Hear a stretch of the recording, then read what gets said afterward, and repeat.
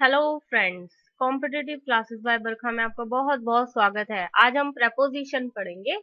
Preposition मतलब pre position. Preposition आज हम प्रेपोजिशन पढ़ेंगे, जिसका ये पार्ट 1 है। तो आइए शुरू करते हैं। फर्स्ट प्रेपोजिशन, हमें इसमें प्रेपोजिशन पढ़ना है। The lion jumped dash the deer. अब इसमें हमें प्रेपोजिशन पढ़ना है, तो इसमें आएगा अपॉन। अपॉन, अब अपॉन क्यों आएगा? Up on. तो the lion jumped upon the deer. तो अपॉन मतलब होता है कि ये कोई ऑब्जेक्ट है, उसके ऊपर कोई कूदा, तो उसे अपॉन बोलते हैं।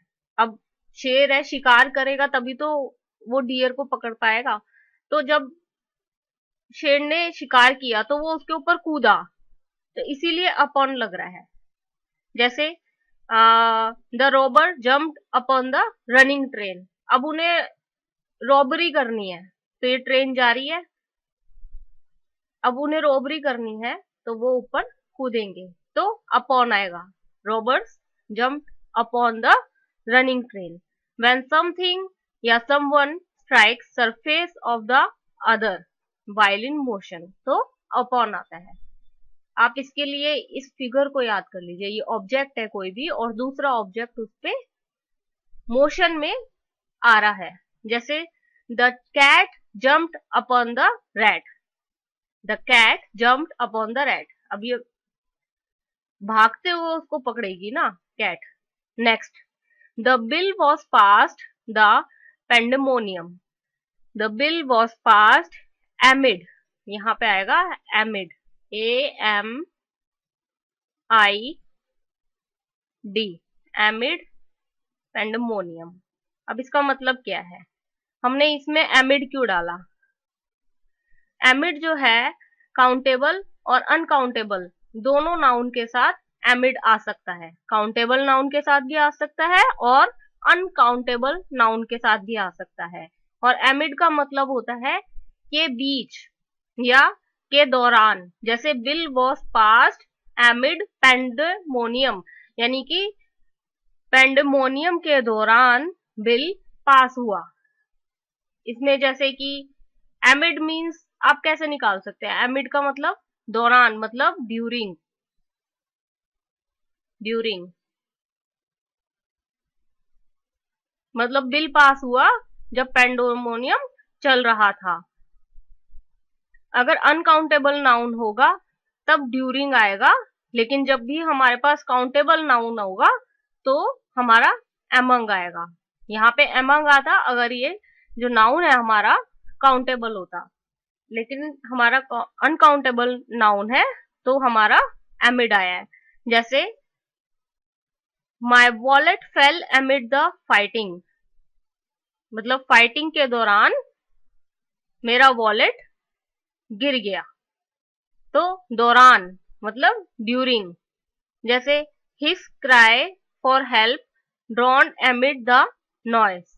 ये सब इसके एग्जाम्पल्स हैं। अब नेक्स्ट करते हैं। The architect entered dash agreement with the contractor. जो आर्किटेक्ट है वो एंटर्ड करेगा। अब देखिए, एंटर के साथ इनटू जब नहीं लगता, जब हम किसी चीज की, जैसे क्लास में टीचर एंटर करती है ना, उसके साथ इनटू नहीं लगेगा। लेकिन अगर हम एग्रीमेंट या ये सब चीजों के साथ कहेंगे तो इनटू आएगा ही आएगा। Entered into an agreement. Enter into मतलब किसी समझौते का हिस्सा बनना। जैसे कि he refuse to enter into an agreement with his tenant. इसमें ये ध्यान रखिएगा, एंटर इनटू जब नहीं आएगा जब कोई चीज किसी चीज के अंदर एंटर करी होगी। वो तो सिर्फ एंटर आने पे ही वो काम पूरा हो जाएगा। जैसे ये टीचर है, teacher teacher enters the class. Teacher enters the class. The architect entered into an agreement. Enter के साथ into कब आता है? जब कोई एग्रीमेंट या किसी समझौते ऐसी कोई बात हो रही हो, तब हम एंटर इनटू यूज करते हैं, अदरवाइज एंटर इनटू नहीं आता एक साथ। ऑल स्टूडेंट्स, नेक्स्ट कर रहे हैं, all the students stood dash respectfully when the principal entered dash the classroom. अब देखिए, जो मैं बता रही थी वो आ गया ना। All the students stood, stood के साथ क्या आएगा, क्या होंगे वो, खड़े हो जाते हैं, स्टूड अप रिस्पेक्टफुली, आदर के साथ खड़े होते हैं। जैसे कि प्रिंसिपल आती है तो क्या, गुड मॉर्निंग मैम, ऐसे करके बोलते हैं ना, तो वो खड़े होके ही तो बोलते हैं, stood up respectfully.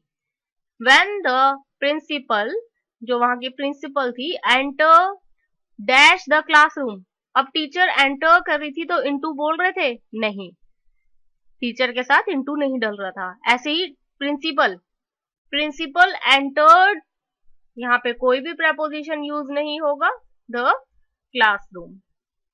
Next, we were sitting the classroom, we were sitting dash the classroom when the boys came dash the room. अब देखिए, अब इसमें आएगा we were sitting in the classroom, classroom के अंदर ही तो बैठे होंगे, we were sitting in the classroom, classroom के अंदर बैठे हुए हैं। When the boys came, came into the room. अब देखिए, एंटर इनटू नहीं लगता यहाँ पे, लेकिन केम के साथ इनटू लगेगा। We were sitting in the classroom when the boys came into the room. अब देखिए, सिट इन द, जैसे कि ये रूम है, इसके अंदर हम बैठे हुए हैं, तो रूम के अंदर है ना, वो बैठे हुए हैं हम, या खड़े हुए हैं, कुछ भी है, लेकिन रूम के अंदर है, तो रूम के अंदर है तो इन, वी वर सिटिंग इन, इसमें क्या लगेगा, इन लगेगा, जब रूम के अंदर है तो इन लगेगा। केम इनटू मतलब कोई बाहर था, बाहर से रूम के अंदर कोई आया। व्हेन द बॉयज, यानी कि बॉयज बाहर से रूम के अंदर आए तो इनटू लगेगा। Next, the boy fail dash the well, the boy fail dash the well. अब कोई बाहर था कुएं के, वेल मतलब कुआं, कुएं के बाहर था, ये कोई बंदा है, ये बाहर था कुएं के, ये कुएं के बाहर था, तो ये कुआं है, अब ये इसके अंदर गिर रहा है, तो क्या आएगा, ये बॉय अंदर क्लास में जा रहे थे, क्या आ रहा था, इनटू। अब ये इसके अंदर गिर रहा है, मतलब मोशन में है, जा रहा है, मोशन में है, पहले से नहीं बैठा हुआ है, पहले से नहीं बैठा हुआ है, पहले से नहीं है कुएं के अंदर, वो जा रहा है, तो क्या लगेगा यहाँ पे, इनटू। ये बहुत इजी होते हैं प्रेपोजिशन, आप प्रैक्टिस करेंगे बार बार तो आपको याद ही हो जाएंगे।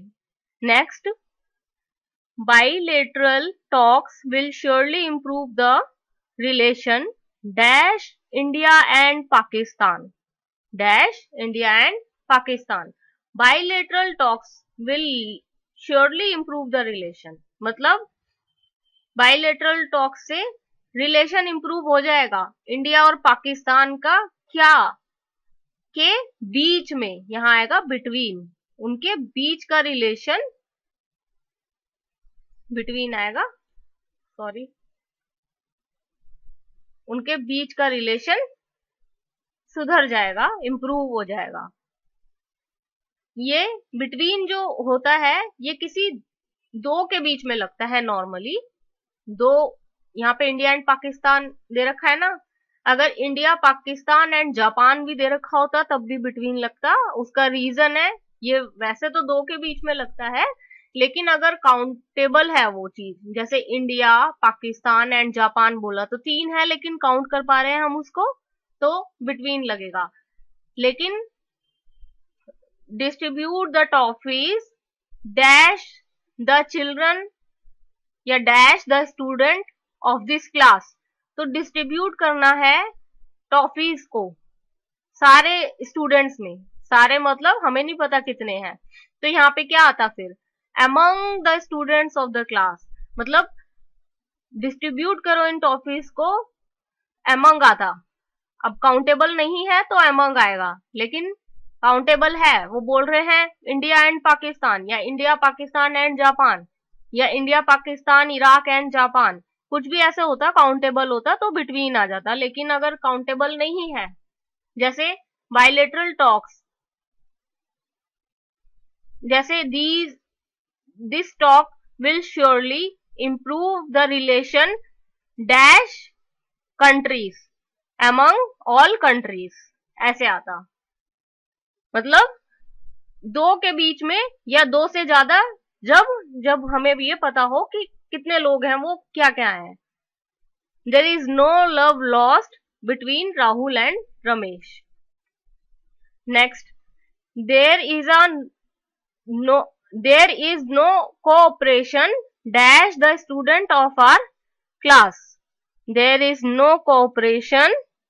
अब देखिए, स्टूडेंट्स दे दिया, स्टूडेंट्स ऑफ द क्लास, आपको पता है कितने स्टूडेंट्स हैं? नहीं, तो यहाँ पे क्या आना चाहिए, बिटवीन या एमंग? यहाँ पे एमंग आएगा। एमंग मतलब हमें नहीं पता किन लोगों के बीच में, लेकिन है। रेफर्स टू द एसोसिएशन और in company of more than two, या मोर देन टू जिनके बारे में हमें नहीं पता, मोर देन टू लेकिन हमें नाम पता है, जैसे इंडिया पाकिस्तान एंड जापान, तो हम बिटवीन लगा देते हैं। लेकिन अगर मोर देन टू भी है और हमें उनका पता भी नहीं है कौन कौन है, दो से अधिक के बीच में हो और हमें पता नहीं कौन है, मतलब among all the students of our class, तो अमंग आएगा। Next, I can cope dash with any problem. I can cope dash with any problem. ये वाला जो सेंटेंस है ये बहुत ट्रिकी सेंटेंस है, इसको आप याद ही कर लीजिए, क्योंकि इसमें ज्यादातर लोग अप लगा देते हैं, कोप अप विद। नॉर्मली लोग बोलने में भी कोप अप विद यूज करते हैं, लेकिन इसका आंसर ये नहीं है। I can cope dash with any problem। देखिए, इसमें प्रपोजिशन अप नहीं आएगा, बल्कि इसमें प्रपोजिशन नहीं आएगा फिल इन द ब्लैंक्स में, क्योंकि यहाँ पे आएगा, ये किसी सिचुएशन को हैंडल करने के लिए बोल रहा है, प्रॉब्लम को हैंडल करने के लिए बोल रहा है। तो प्रॉब्लम को अगर हैंडल करना है, टू हैंडल द प्रॉब्लम, तो कोप विद होता है, उसके लिए cope with sorry, cope with होता है, कोप अप विद नहीं होता। इसे याद कर लीजिए, कोप अप विद नहीं होगा। अगर प्रॉब्लम को हैंडल कर रहा है तो कोप विद होगा, और इसमें कोई प्रपोजिशन नहीं आएगा। कोप विद मतलब निपटना, किसी प्रॉब्लम से निपटना। She can cope with the present situation, वो प्रेजेंट सिचुएशन से निपट सकती है। Next, dash being a coward he is fickle minded too। Dash being a coward, इसमें क्या आएगा? अब आपके हिसाब से क्या आएगा? देखिए, दो वर्ड्स होते हैं, बिसाइड और एक वर्ड होता है बिसाइड्स।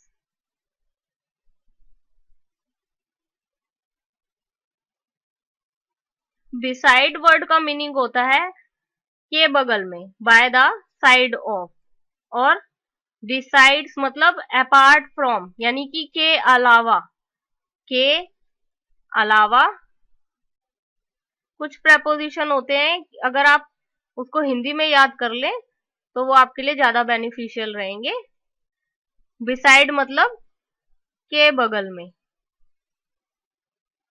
के बगल में।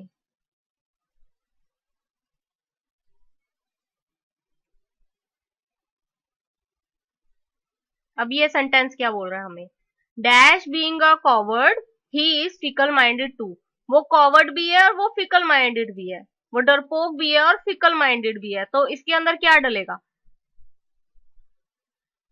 बिसाइड्स बीइंग अ कॉवर्ड, वो डरपोक ही नहीं है, वो फिकल माइंडेड भी है। आप यही कहना चाहेंगे ना, के अलावा वाला इसमें आएगा, अपार्ट फ्रॉम, यानी कि besides being coward he is fickle minded too. जैसे besides being intelligent he is laborious too, यानी कि वो इंटेलिजेंट भी है और उसके अलावा क्या है, वो मेहनती भी है।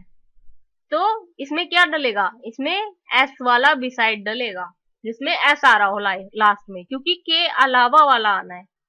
Next, he sat dash me as the seat next to mine was vacant, मेरे बगल वाली सीट खाली थी तो वो उसमें बैठ गया। तो वो के बगल में बैठा, तो यहाँ पे आप ही लगा लीजिए क्या आएगा, बिसाइड, बिसाइड, यानी कि वो उसके बगल में बैठ गया। द miserly merchant यानी कि कंजूस Merchant could not part dash his money, could not part with his money। अब देखिए इसमें with क्यों आया, could not part with his money, क्योंकि part with का मतलब क्या होता है, पहले हम preposition फिल कर लेते हैं। part with का मतलब होता है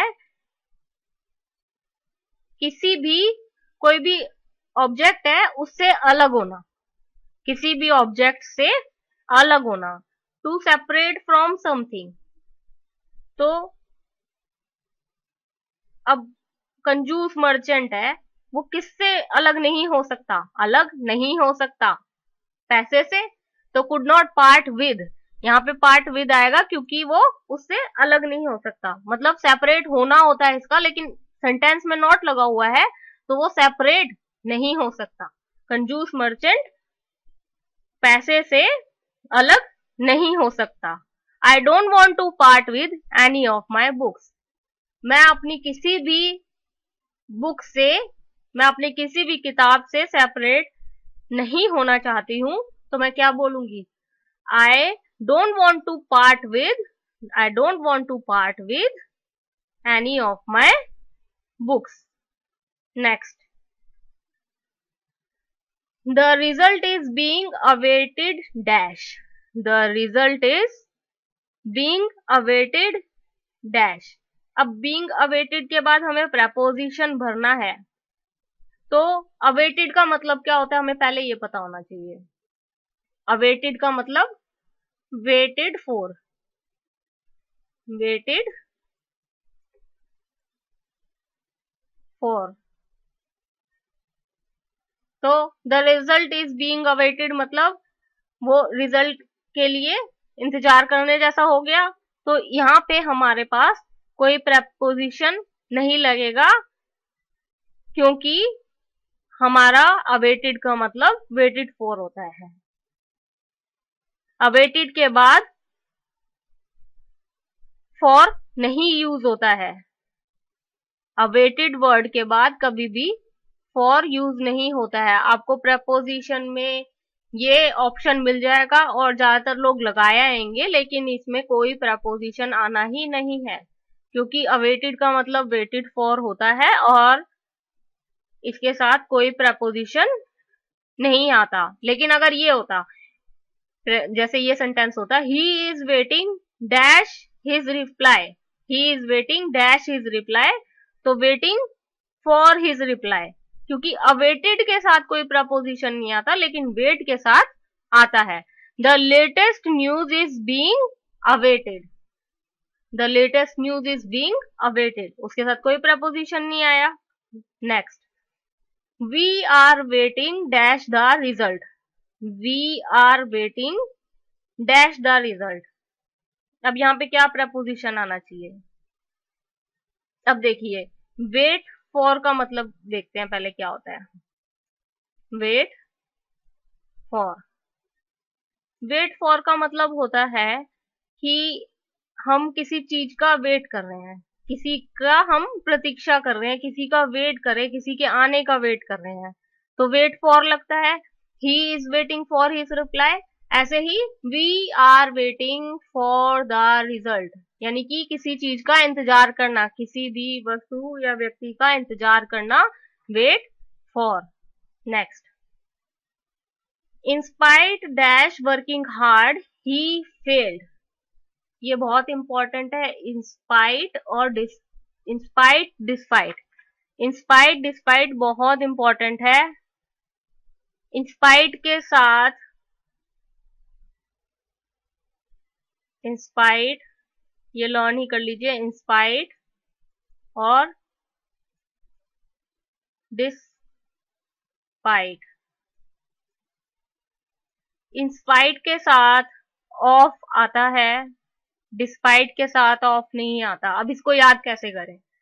इंस्पाइट के साथ ऑफ आ रहा है और डिस्पाइट के साथ ऑफ नहीं आ रहा है। अब ये याद करना है आपने, क्योंकि ये preposition में दे ही दिया जाता है ऐसे सेंटेंस। तो आप देखिए, आप ऐसे ही कुछ भी बना लीजिए, जैसे कि इंस्पाइट में आई आ रहा है जो कि एक वोवल है, और ऑफ में भी ओ आ रहा है जो कि एक वोवल है। तो दो वोवल एक साथ आ रहे हैं, लेकिन डिस्पाइट एक कॉन्सोनेंट है और इसके साथ कुछ भी नहीं आ रहा है। ऐसे आप तुक्के से याद कर लीजिए, क्योंकि आपको तो याद करके रखना है। क्वेश्चन ऐसे के ऐसे ही एज इट इज आ जाते हैं, तो आपको पता होना चाहिए इंस्पाइट के साथ हमेशा ऑफ आएगा। तो इंस्पाइट ऑफ मीन्स क्या होता है? इंस्पाइट ऑफ मतलब या डिस्पाइट, इन दोनों का मतलब सेम होता है। लेकिन आप सेंटेंस पे जाइए, आपके सेंटेंस में क्या दे रखा है। जैसे कि कई बार दे देते हैं डिस्पाइट डैश वर्किंग हार्ड ही फेल, तो दोनों का मतलब सेम है लेकिन वर्ड अलग अलग है। तो आपको ये ध्यान रखना है कि किसके साथ क्या लगाना है। तो हमारा इंस्पाइट के साथ क्या आएगा? ऑफ। इंस्पाइट ऑफ मतलब के बावजूद,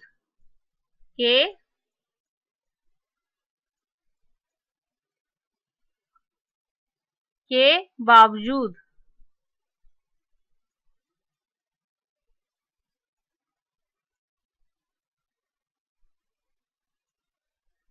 in spite of working hard he failed, यानी कि वो उसने बहुत मेहनत की फिर भी वो फेल हो गया।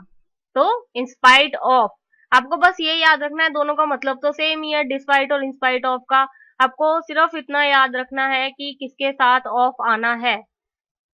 इसके साथ ऑफ नहीं आता, सिर्फ इंस्पाइट के साथ ऑफ आता है, तो आपने यहाँ पे ऑफ लगा दिया। जैसे कि अगला सेंटेंस क्या बोल रहा है? अगला सेंटेंस कह रहा है he could not succeed despite dash hard work, working hard. He could not succeed despite dash working hard, वो सक्सीड नहीं हो पाया जबकि उसने काफी मेहनत की थी। के बावजूद, इसके बावजूद कि उसने काफी मेहनत की थी, वो फिर भी सक्सेस नहीं ले पाया, सक्सीड नहीं हो पाया उस चीज में। तो यह डिस्पाइट लिखा हुआ है, मैंने आपको बोला ना सेंटेंस पे जाना, सेंटेंस में क्या दे रखा है, इंस्पाइट दे रखा है या डिस्पाइट दे रखा है। वो यही करते हैं कि आपको इंस्पाइट दे देंगे, डैश दे देंगे। अब आपको पता होगा कि वोवल वोवल याद रख लेंगे आप, तो आपको पता चल जाएगा कि आपको इंस्पाइट के साथ ऑफ लगाना है। और डिस्पाइट आप नहीं भी याद रखेंगे तब भी आपको याद रह जाएगा, क्योंकि आपने इंस्पाइट याद कर लिया है। जब भी ऐसी सिचुएशन हो, किसी एक को याद कर लो, दूसरा याद हो जाता है। दोनों याद रखने की कोशिश करोगे तो there may be confusion in your mind. तो यहाँ पे क्या आएगा? डिस्पाइट। यहाँ कोई प्रपोजिशन नहीं आएगा क्योंकि डिस्पाइट के साथ ऑफ आता ही नहीं है। Next, he was killed dash an accident, he was killed, he was killed dash. अब देखो, किल्ड इन एन एक्सीडेंट का मतलब क्या होता है?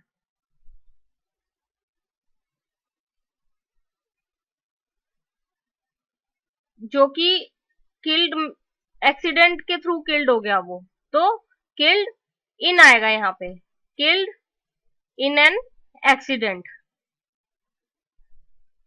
इन an accident a person is killed, कभी भी किल्ड वर्ड आएगा वो एक्सीडेंट के साथ आएगा, किल्ड वर्ड एक्सीडेंट के साथ आएगा। He was died in an accident, ऐसे नहीं आएगा, he was killed in an accident. जैसे Ramesh was killed in a plane crash, यहाँ पे किल्ड वर्ड आएगा और किल्ड के साथ क्या आएगा, in. Next, he died dash harness, he died in harness. अब यहाँ पे डाई इन हार्नेस, इसका मतलब क्या होता है, डाई इन हार्नेस, ये एक फ्रेज है, डाई इन हार्नेस। डाई इन हार्नेस का मतलब क्या होता है, डाई वाइल इन सर्विस, यानी कि आप कहीं पे काम कर रहे हैं, काम के दौरान, कार्यकाल के दौरान मर जाना, डाई इन हार्नेस। कार्यकाल के दौरान कोई मृत्यु होना डाई इन हार्नेस होता है। जैसे इंदिरा गांधी जी का क्या हुआ था, इंदिरा गांधी जी के साथ क्या लगेगा, डाई इन हार्नेस, क्योंकि वो अपने कार्यकाल के दौरान उनका मृत्यु हुई थी, तो डाई इन हार्नेस। तो डाई हमें पता लग गया, डाइड इन हार्नेस, यहाँ पे इन लगेगा। Next, he died dash hunger, he died dash hunger, तो यहाँ पे क्या लगेगा, पहले आप याद कर लीजिए, यहाँ पे फ्रॉम आएगा।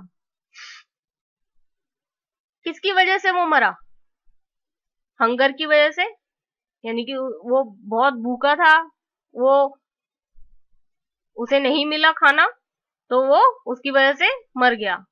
तो डाइड फ्रॉम का मतलब क्या होता है, किसी भी रीजन से, किसी भी रीजन से मृत्यु हो जाना, किसी भी रीजन से मृत्यु हो जाना, डाइड फ्रॉम आएगा उसमें। फ्रॉम आने में आपको ये याद रखना है, फ्रॉम कहाँ आना है, died from when some reason is the cause और इनडायरेक्ट इफेक्ट। अगर कोई रीजन है जो कि कॉज हो गया उसका, जैसे कि भूख से वो मर गया, तो हंगर, डाइड फ्रॉम हंगर आएगा। ही डाइड फ्रॉम हंगर, जैसे प्यास से मर गया वो, he died from thirst, thirst. Next, he died dash cancer. अब देखिए, अब अगर किसी डिजीज से मरते हैं, अगर किसी रीजन से मरते हैं तो फ्रॉम, लेकिन अगर किसी डिजीज से मरते हैं तो ऑफ। अगर किसी डिजीज से मरेंगे तो ऑफ, किसी बीमारी से मरना में ऑफ आएगा। He died of brain tumour, he died of cancer. देखिए, डाई के 3 हमने पढ़े हैं। डाई इन हार्नेस मतलब कोई सर्विस में हो, कोई सर्विस कर रहा है, सर्विस में है, अभी उसका है रिटायरमेंट का और वो सर्विस में है, तो डाई इन हार्नेस, इसको याद कर लीजिए। अगला था किसी रीजन से, इसमें था किसी रीजन से, रीजन में आएगा फ्रॉम, और डिजीज से, कोई भी डिजीज, डिजीज में आएगा ऑफ। ये 3 बहुत इंपॉर्टेंट है, आप याद कर लीजिए। सर्विस में है तो डाई इन, रीजन है तो डाई फ्रॉम, डिजीज है तो डाई ऑफ। ये बहुत इंपॉर्टेंट है, आप याद कर लीजिए। जितने इंपॉर्टेंट है उतने इजी भी हैं, आप एक बार माइंड में बिठा लेंगे कि रीजन में फ्रॉम आना है, अगर सर्विस में है तो इन आना है, अगर डिजीज है तो ऑफ आना है, तो आपको ये याद हो जाएगा। Thanks for watching this video. अगर आप ऐसे ही और वीडियोस देखना चाहते हैं तो इस चैनल को सब्सक्राइब कीजिए। कॉम्पिटिटिव क्लासेस बाय बरखा जो कि यूट्यूब पे है, उसको चैनल को सब्सक्राइब कीजिए। इससे जो भी नया वीडियो बनेगा उसका नोटिफिकेशन, अगर आपने सब्सक्राइब कर रखा होगा तो उसका नोटिफिकेशन आपके ईमेल पे आ जाएगा, जिससे कि आपको नए वीडियो की जानकारी मिल जाएगी। अगर आपको ये वीडियो पसंद आया तो लाइक जरूर कीजिए। Your success is our aim. Thanks for watching this video. Bye bye.